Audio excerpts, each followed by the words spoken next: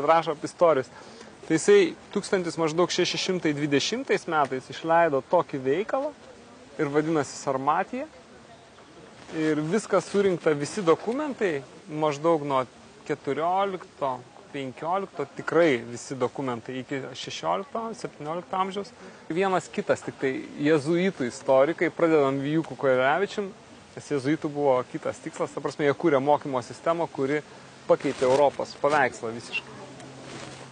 Nubraukė visą seną ir krikščionybę padarė būtent tą skaitos tašką. Moksliškai tą padarė, jeigu Šventosios Romos imperijos įkūrėjas padarė, kad religija yra nuo religijos įvedimo, bet istorija ten nekontroliavo, tai jezuitai apie 16-17 amžių paėmė ir padarė, kad mokslo reforma, kurioje visus pavadinimus, visą istoriją, kaip pat Atlantido žemyną paėmė ir paskandino.